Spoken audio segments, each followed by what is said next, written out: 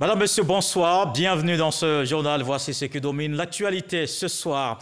C'était une forte mobilisation hier au domicile du président de la République. Des délégations sont venues du sud, de l'est et du sud-ouest du pays. Des élus, cadres et chefs traditionnels expriment leur soutien au chef de l'État pour ses actions de développement et de paix. Alassane Ouattara s'est réjoui de ce soutien à quelques mois de la présidentielle. C'est parti pour 3 semaines de travaux au Sénat. À partir du lundi 23 août, les sénateurs ont adopté aujourd'hui le calendrier de travail. Ils étaient réunis au siège de l'institution dans la capitale politique, à Yamoussoukro. Au total, 7 membres du gouvernement attendus devant les différentes commissions de cette chambre haute du Parlement. 4 manifestants interpellés dans la commune de Yopougon lors des dernières manifestations. Ils seront mis à la disposition du procureur de la République près le tribunal de première instance d'Abidjan. Flagrant délit de trouble à l'ordre public, violence, acte de vandalisme et incitation à la révolte. Voilà les charges retenues contre ces personnes détenues par la police. Et puis Ibrahim Boubacar Keïta au Mali entre les mains des militaires. Le président malien se trouvait dans sa résidence de Sébenikoro à Bamako. Il était avec le Premier ministre Boubou Cissé et son fils le député Karim Keïta. Plusieurs pays ont réagi pour condamner cette action de l'armée malienne. 50 millions de francs CFA au chef de l'État. C'est leur contribution pour le cautionnement de sa candidature. Un soutien, une reconnaissance pour ses actions. Plusieurs délégations hier chez le président de la République. Alassane Ouattara a échangé avec des cadres élus et chefs traditionnels venus du sud, de l'est et du sud-ouest. Jérôme Kofi Abolin. Une délégation dont les membres sont respectivement du Gontougo, de l'Indénié Guablin, de la Mé, de la Niébitiassa, du Sud Komoué, des Grands Ponts, du Logibwa, du Boclé, de San Pedro et du district autonome d'Abidjan. Cette délégation, composée de cadres et élus, ainsi que des chefs traditionnels et religieux, représente des populations des parties Est, Sud et du Sud-Ouest de la Côte d'Ivoire. Elle, entendez la délégation, est venue ce lundi devant le président de la République, Alassane Ouattara, pour lui exprimer la reconnaissance, l'attachement et surtout le soutien de ses mandataires après sa décision de briguer à la demande de ses concitoyens un autre mandat présidentiel. J'ai ici l'honneur et l'agréable devoir, au nom des rois, des chefs de canton, des chefs de tribus, des chefs de village et des chefs de terre, en somme, des chefs traditionnels de toutes ces 10 régions, de vous dire infiniment merci, avec l'expression d'une reconnaissance infinie. Toutes ces régions sont honorées de la confiance que vous placez en leurs filles et fils et voudraient vous assurer de leur ferme détermination à vous soutenir dans votre noble combat pour la promotion de la paix et du développement de notre beau pays. Depuis que vous avez accédé à la magistrature suprême, les Ivoiriens ont les mêmes droits. Ils ne sont plus catégorisés. Depuis que vous êtes là, le nombre des universités, des collèges et des écoles ne cesse de se multiplier. Depuis que vous êtes là, les centres de santé communautaires, les CHR, les CHU se rapprochent des populations de nos différentes régions et au-delà, sur toute l'étendue du territoire national. Vous multipliez les autoroutes, les routes et les ponts pour rapprocher davantage nos populations, traduisant ainsi en actes concrets votre vision du vivre ensemble et du progrès partagé. Monsieur le Président, c'est pour toutes ces raisons et pour bien d'autres encore que vos militants du RHDP et tous vos nombreux sympathisants adhérons, je veux dire, nous adhérons à votre vision du développement au niveau de nos différentes régions. Le ministre d'État, secrétaire général de la présidence, Patrick Hachi, est cadre de la région de la Mé.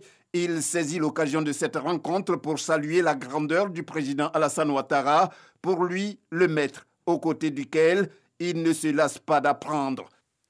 Excellence, plus qu'un président, vous êtes quotidiennement pour moi un guide, une source d'inspiration, un modèle dont on ne peut simplement aspirer à égaler l'acuité de la vision, la science de l'organisation et de la gestion des hommes, l'extraordinaire faculté d'anticipation et d'adaptation, la force de travail jamais prise à défaut, le réseau planétaire incomparable, le noble sens du devoir et enfin, peut-être plus que tout autre aspect, le patriotisme vivant et rayonnant. Oui, Monsieur le Président, vous êtes l'homme qui, aujourd'hui encore, nous prouve à quel point le sens du devoir et la hauteur de l'engagement patriotique irriguent chacun des actes, en plaçant les intérêts de son pays au-dessus de toute autre norme, y compris même lorsque ces intérêts sont de nature à porter atteinte à son image ou à la grandeur de sa stature dans le regard de certains, peut-être insuffisamment informés de la réalité et des enjeux de notre République. Excellence, Monsieur le Président de la République, ici, aujourd'hui, unis devant vous, nous nous engageons à nous dépenser sans compter pour que le 31 octobre prochain, vous puissiez triompher dans nos villages, dans nos villes, dans nos régions et dans tout le pays dès le premier tour de l'élection présidentielle. Pour sa part, le président Alassane Ouattara dit avoir pris la bonne décision de se porter une fois de plus candidat et avec la détermination à continuer à être avec abnégation au service des Ivoiriens. J'ai pris cette décision pour la Côte d'Ivoire, pour mes concitoyens. Je crois que chacun de nous a son destin. Et on ne peut pas fuir son destin. La Côte d'Ivoire est maintenant un grand pays, un pays stable, un pays sur la voie d'un développement encore plus accéléré. Avec une équipe de jeunes ici, tout autour, qui sont prêts à prendre la relève. Mais si les uns et les autres savaient combien d'années il m'a fallu pour préparer Amadou Gon Coulibaly, on ne peut pas préparer un successeur en 4 semaines ou en 2 ou 3 mois. Donc c'est un sacrifice que je fais. Je veux que ce soit clair. Pour moi, c'est un sacrifice parce que je veux laisser le meilleur à la Côte d'Ivoire. En appelant par ailleurs à l'apaisement, le chef de l'État promet que la violence n'a pas droit de citer si l'on veut que la Côte d'Ivoire continue à prospérer comme le veulent ses populations. La violence ne passera pas dans notre pays. Ceux qui travaillent avec moi le savent. Et nous sommes unis sur notre volonté de préserver la paix pour nous-mêmes, pour nos enfants, pour nos petits-enfants. Je lance un appel à l'apaisement. La Côte d'Ivoire, malgré les soubresauts, a connu 9 années de paix relative. Et il faut que cette paix continue jusqu'aux élections et après les élections. Je peux vous donner ma parole, mesdames et messieurs, que c'est un serment que je fais. La Côte d'Ivoire va demeurer en paix. Et je sais que nos concitoyens veulent la paix. Pour le président Alassane Ouattara, c'est un grand honneur d'avoir échangé avec ses visiteurs et le président de la République de leur dire merci pour leur contribution à sa caution de candidature à hauteur de 50 millions de francs CFA. C'était une forte délégation pour cette rencontre hier avec le président de la République. Au terme de la visite, des personnalités se sont prononcées sur cette initiative. Je vous propose quelques réactions. Nous sommes très heureux de l'avoir rencontré parce que les populations en avaient besoin pour 3 raisons. Lui réitérer nos condoléances pour le départ de notre regretté frère Amadou Gon Coulibaly. Lui dire merci pour toutes les nominations qu'il a faites et qui placent beaucoup de cadres au poste stratégique pour le développement de la Côte d'Ivoire. Et enfin pour tous les grands projets de développement dont chaque région a bénéficié Et ces projets contribuent au rayonnement de la Côte d'Ivoire. Tout ce qui a été dit, nous confions ça à Dieu. Et je le remercie. Il a tout dit. Il faut qu'on prie pour que la paix vienne. Un moment de joie parce que nous sentons que le chef est régaillardi et que les 11 régions ici présentes sont venues exprimer un soutien sans faille au président de la République, démontrant ainsi que le président est véritablement en harmonie avec son peuple et que le peuple lui accorde un soutien sincère et un soutien fort. Et ceci est réconfortant de savoir qu'un peuple uni derrière son chef permet à un pays d'être toujours dans la stabilité, dans la paix et dans le progrès. Je voudrais saluer surtout le message fort lancé par le président de la République, le message de paix à l'endroit de ses concitoyens. Nous avons mesuré également à travers la profondeur de ses mots le sacrifice qu'il offre à nouveau à son pays. Et cela fait plaisir de savoir qu'à la tête du pays, nous avons un homme d'État, un homme qui a un amour très fort pour sa nation, pour son peuple, et qui naturellement travaille uniquement pour la paix et pour le bien-être de tous. Et à suivre après ce journal en édition spéciale, cette rencontre du chef de l'État avec les délégations de l'Est, du Sud et du Sud-Ouest. Je vous emmène à présent à Yamoussoukro. Il y a eu séance de travail au Sénat aujourd'hui. Les sénateurs valident le calendrier pour les mois d'août et septembre. Au total, 7 membres du gouvernement vont passer devant les commissions. Ils seront porteurs de plusieurs projets de loi. Des explications avec Kader Sogodougou. Le calendrier de travail du Sénat en ce qui concerne les commissions est connu pour les 3 semaines à venir.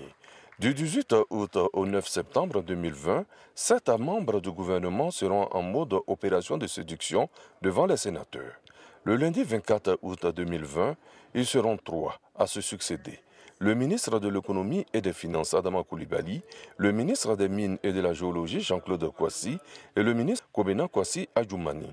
Tous 3 seront porteurs de projets de loi devant la commission des affaires économiques et financières.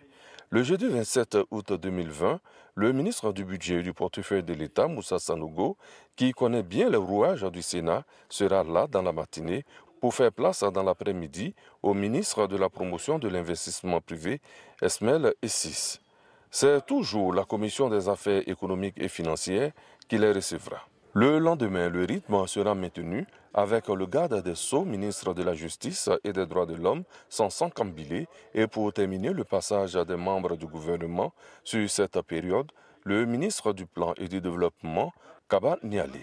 Cette fois, c'est la Commission des Affaires générales institutionnelles et des collectivités territoriales qui sera aux commandes. La séance plénière de cette période se tiendra les 8 et 9 septembre 2020. L'endroit ne change pas. La Fondation Félix Houphouët-Boigny pour la recherche de la paix de Yamoussoukro.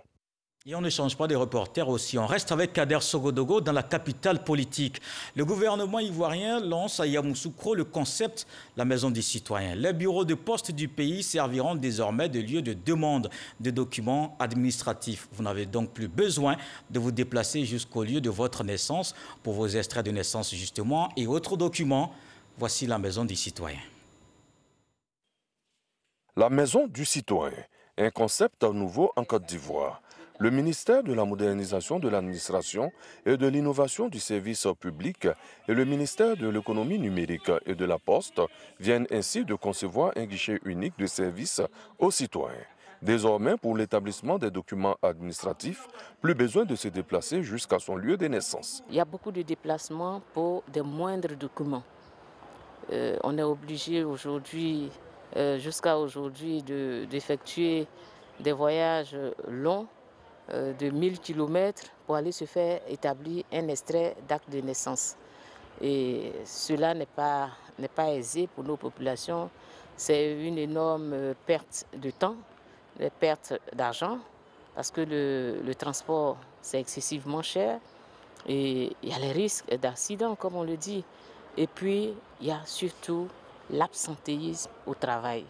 Parce qu'un père qui travaille à Kourougou, qui d'ici là a fait un enfant à Kourougou, en a fait un autre à Bundiali, a fait un autre à Bangourou, chaque fois qu'il est de service quelque part, Si à la rentrée scolaire, il doit reparcourir tous ces endroits-là pour se faire établir les extraits d'actes de naissance, les documents d'actes d'état civil de ses enfants, cela n'est pas aisé. Avec plus de 200 agences à travers le pays, la Poste de Côte d'Ivoire devient du coup l'acteur majeur en la matière. C'est donc à juste titre qu'elle abrite la maison du citoyen. La première des choses qu'attendent nos populations, c'est de leur faciliter la vie. Parce que se déplacer pour éditer un document administratif est plus cher même que le document administratif. Le but du jeu, c'est de faire en sorte que l'ensemble du réseau postal, donc les 200 agences de la Poste sur l'étendue du territoire, soient des points de prestation de services aux citoyens. À côté de ces réseaux-là, nous sommes en train de développer ce qu'on va appeler des correspondants postaux qui permettront, dans des localités où la Poste n'est pas présente, d'accompagner cette initiative. Après Yamoussoukro, les villes de Korogo et de San Pedro vont suivre avec l'ouverture de la maison du citoyen. En attendant l'ouverture de la maison des citoyens à Yopougon, certains citoyens justement mis en cause. Flagrant délit de trouble à l'ordre public, violence, actes de vandalisme et incitation à la révolte, voilà ce que la police reproche à 4 manifestants. Ils ont été interpellés dans la commune de Yopougon lors des dernières manifestations. Ils seront mis à la disposition du procureur de la République près le tribunal de première instance d'Abidjan. Jean-Marc Diadji. 4 individus en garde à vue à la préfecture de police d'Abidjan. Ils ont été interpellés par des éléments de la cellule du Centre de commandement et des décisions opérationnelles CCDO lors de la marche de l'opposition le jeudi 13 août dernier à Yopougon, précisément dans les quartiers de Trois-Rouges et de Jesco. Ces manifestants ont été pris en train de poser des barricades dans le but de perturber le trafic routier sur l'autoroute du Nord et de perpétrer des actes de vandalisme sur des biens publics.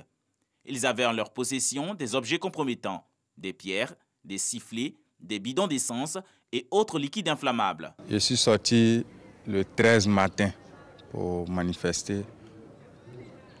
Et lors de la marche, j'ai été interpellé. J'ai du citron dans mon sac et du caillou. Les interpellés seront mis à la disposition du procureur de la République pour répondre de leurs actes. Ils risquent de lourdes peines d'emprisonnement. Les forces de défense et de sécurité déployées sur toute l'étendue du territoire national sont prêtes à parer à tout trouble à l'ordre public. Pour la cohésion sociale, le médiateur de la République s'implique. Une délégation est en mission de sensibilisation des populations à Yopougon. Ses membres ont exposé les problèmes qui fragilisent le vivre ensemble dans la commune. Mamadou Kwasi. La commune de Yopougon vit régulièrement des situations tendant à impacter la cohésion et le climat social. Il faut donc trouver des solutions avant que la situation ne dégénère en cette période électorale. Et pour le faire, une délégation du médiateur de la République échange avec les différentes composantes de la société. Guides religieux, autorités politiques et coutumières, ainsi que les leaders d'associations de jeunesse et de femmes exposent des problèmes et proposent à la fois des solutions. Aujourd'hui, tu sens qu'on essaie de forcer les relations, les liens, mais ce n'est plus comme avant. Il ne faudrait pas que ce soit des gens qui quittent ailleurs pour venir mener les actions dans le quartier. Il faut que les populations elles-mêmes s'approprient les différentes activités qui se font. Nous sommes décidés à aller sensibiliser nos voisins qu'il y ait la paix. Les élections, ce n'est pas la guerre, les élections, c'est la paix, pour qu'il y ait un développement. Et ce développement est appelé à chacun à bénéficier. Nous demandons à tous nos parents, à nos jeunes, de s'en tenir à la paix. Des propositions qui réconfortent la délégation du médiateur de la République. Le chef de délégation, Tanguy Kofi, a invité la population à s'investir davantage pour garantir la paix sociale en Côte d'Ivoire. Pour nous, il est important de prévenir que de guérir, c'est ce que dit le dicton populaire.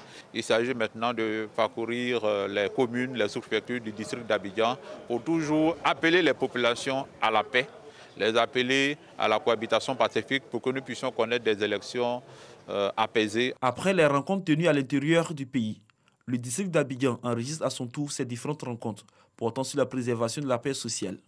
Des échanges qui s'inscrivent dans le cadre de la politique d'élaboration de la cartographie des conflits en Côte d'Ivoire. Retour sur les dernières manifestations de rue. Les enquêtes sont en cours. Les auteurs seront arrêtés et traduits devant les tribunaux. C'est ce qu'a indiqué le commandant supérieur de la gendarmerie qui s'est rendu à Daoukro. La ville avait connu des manifestations. Le général de division Alexandre Apollo Touré a rencontré toutes les communautés et la jeunesse. Le reportage d'Emma Niamien.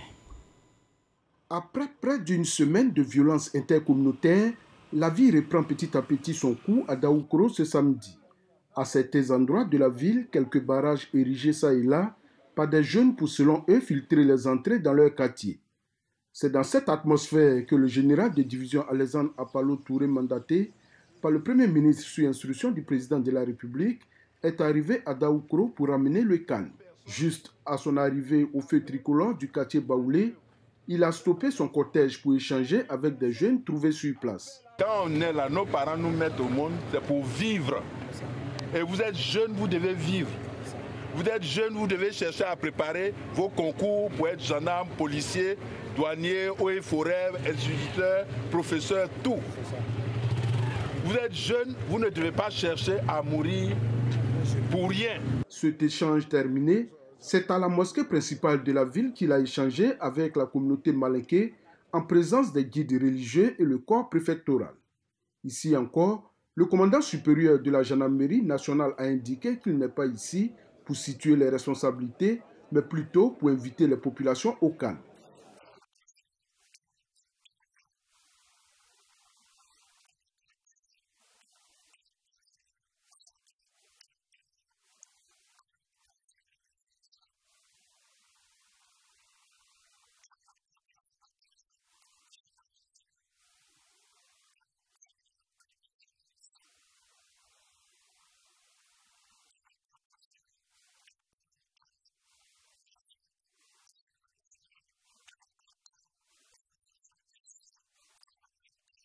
Le chef de village central de Daoukro a reçu également la visite du général Apollo. Nana Eugène Kofi s'est réjoui de cette visite qui, selon lui, va ramener la paix dans sa cité. Après les échanges avec les différentes communautés, le général de division a rencontré les autorités administratives et politiques ainsi que la jeunesse des communautés. À ces derniers, le général a fait savoir que certains instigateurs de cette crise sont connus. Par conséquent, ils seront recherchés, arrêtés et traduits devant les tribunaux.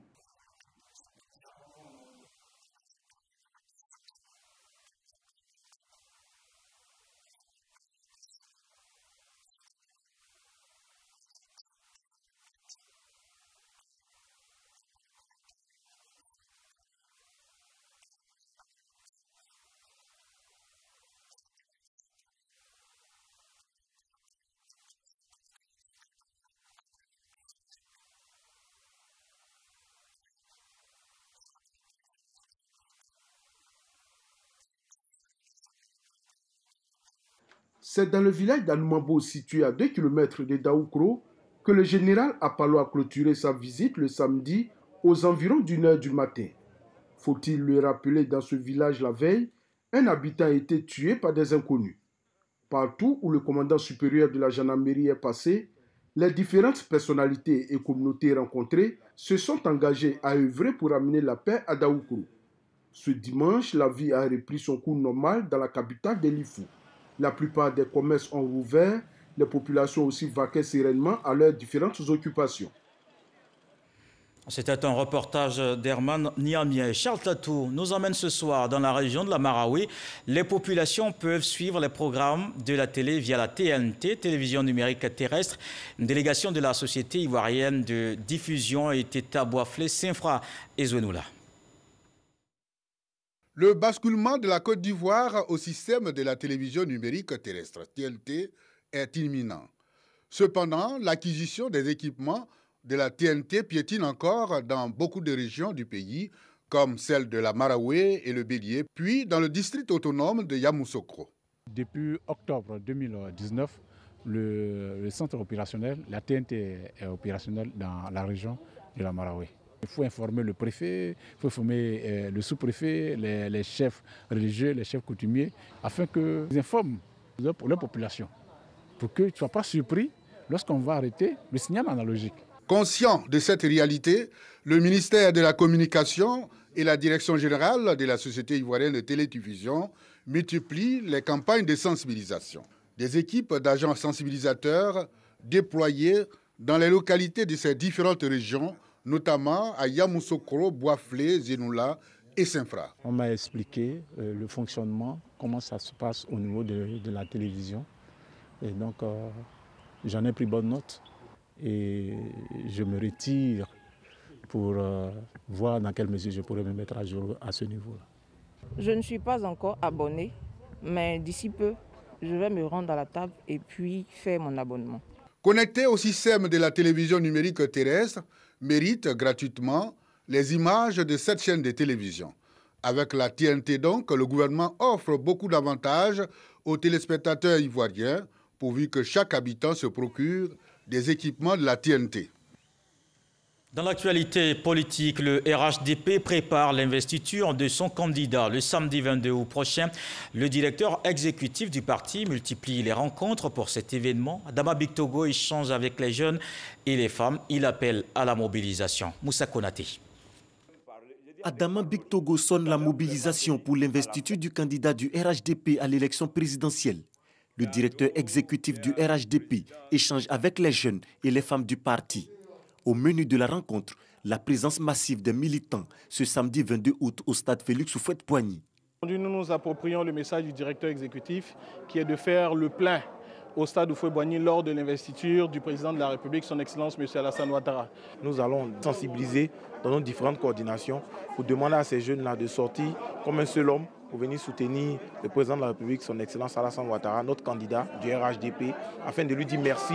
C'est nous les femmes qui avons demandé au président de la République de se porter candidat et il a accepté. Et comme il a accepté, nous lui avons dit de rester tranquille, nous allons nous mobiliser pour lui montrer que les femmes sont derrière lui. Le samedi 22, c'est la fête. Nous venons saluer le président et nous venons fêter en même temps pour sa victoire, puisque le gamin fait prêt. Les femmes et les jeunes du RHDP prêts donc à accompagner Alassane Ouattara jusqu'à la victoire au soir du 31 octobre. Le directeur exécutif se félicite de leur engagement. Cette rencontre obéit au principe de ce que femmes et jeunes doivent porter la candidature du président Alassane Ouattara. Parce que c'est nous qui l'avons sollicité. Lui, il a répondu, mais c'est un sacrifice qu'il fait pour nous. Donc nous qui l'avons sollicité, c'est à nous, jeunes femmes, militants et la majorité de porter cette candidature. Donc aujourd'hui, nous sommes venus donc pour partager, échanger sur les moyens, les modalités donc de cette investiture.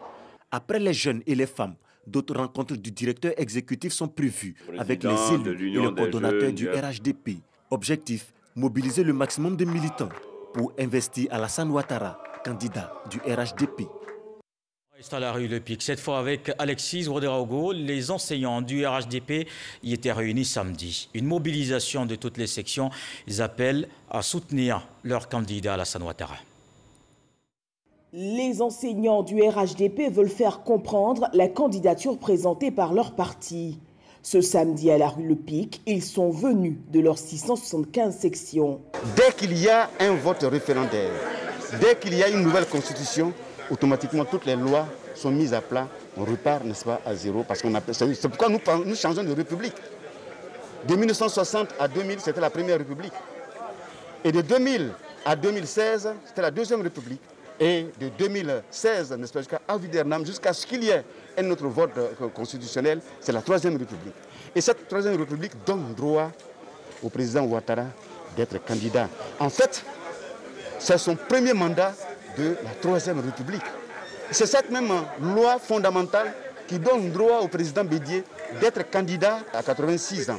Sinon, la constitution précédente avait, n'est-ce pas, la limitation d'âge à 75 ans. Mais il ne faut pas être candidat. Les enseignants appellent à la fin des manifestations violentes. Nous allons sillonner, n'est-ce pas, les villages, les régions, les départements pour partager notre vision d'élection civilisée, n'est-ce pas, non seulement à nos enseignants, à nos collègues enseignants, mais à tous les citoyens ivoiriens. Parlons de la lutte contre la Covid-19, il faut une implication de tous.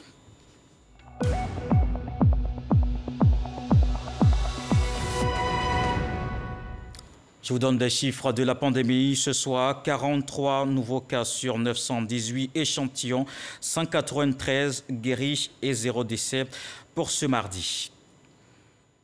Dans le reste de l'actualité, au Mali, Ibrahim Boubacar Keïta entre les mains des militaires. Le président malien se trouvait dans sa résidence à Sébenikoro à Bamako. Il était avec le Premier ministre Boubou Cissé et son fils, le député Karim Keïta.